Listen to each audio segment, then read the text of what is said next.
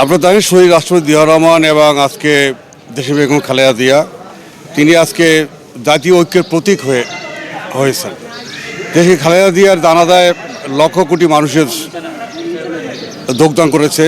শহীদ রাষ্ট্রপতি জিয়াউর রহমানের জানাজায়ও আমাদের এখানে লক্ষ লক্ষ মানুষ হয়েছে এবং জিয়াউর রহমানের সন্তান কোকোর জানাজায় দেখছেন লক্ষ লক্ষ মানুষের উপস্থিতি। তারেক রহমান সেদিন বাংলাদেশে আসলেন, তার যে আসছেন সেখানেও কোটি কোটি মানুষের উপস্থিত হয়েছে। এতে প্রমাণ করে বাংলাদেশের স্বাধীনতা, সার্বভৌমত্ব, গণতন্ত্র, মানবাধিকার সব কিছুর ধারক বাহক এবং এটা প্রতীক হিসাবে জিয়া পরিবারকে আমরা বলতে পারি। আজকে আগামীতে নির্বাচন হতে যাচ্ছে। আপনারা জানেন গত 3 টার্ম বাংলাদেশে কোনো ভোট হয় নাই। স্বাধীনতার 54 বছরে আমরা যে কারণে মুক্তিযুদ্ধ করেছিলাম, ভোটের মাধ্যমে সরকার পরিবর্তন না করতে পেরে আমরা অস্ত্রতে মুক্তিযুদ্ধ করেছিলাম। 54 বছরেও সেই গণতন্ত্রকে আমি প্রাতিষ্ঠানিক রূপ দিতে পারি নাই। গত 3 টার্ম কোন ভোট ছাড়া সরকার ছিল, সেই স্বৈরাচার সরকারকে আমরা দেশনায়ক তারেক রহমানের নেতৃত্বে এবং এই যে আগস্টের এদের বাংলাদেশের ছাত্র যুবক সবাই ঐক্যবদ্ধভাবে আমরা স্বৈরাচারকে বিদায় করেছি। আজকে বিদায়ের পরে যে সামনে ইলেকশন, সেই ইলেকশন অত্যন্ত গুরুত্বপূর্ণ। গণতন্ত্রকে প্রতিষ্ঠানিক রূপ দেওয়ার জন্য সমস্ত মানুষকে ভোট সেন্টারে যাওয়ার জন্য আমি আহ্বান জানাচ্ছি।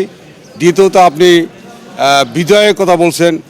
ইনশাল্লাহ বাংলাদেশের সাম্প্রতিককালে মানে বাংলাদেশের জনগণের যে আজকে যে সমর্থন, সে সমর্থন আমরা মনে করি যে আগামীতে ইনশাল্লাহ আবার জাতীয় দল সরকার গঠন করবে এবং আমাদের নেতা তারেক রহমান বাংলাদেশের প্রধানমন্ত্রী হবেন।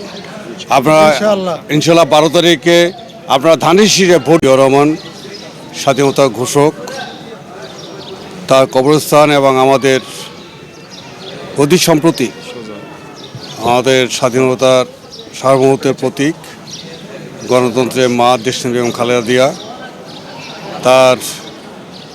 তিনিও আমাদের কাছ থেকে চলে গেছেন। তার কবর জিয়ারতের জন্য বিশেষ করে আজকে ইটালির পালেরমোর বিএনপির সাধারণ সম্পাদক মাসুদ আকন, সে বাকেরগঞ্জের একজন কৃতি সন্তান, সে আজকে এসছে।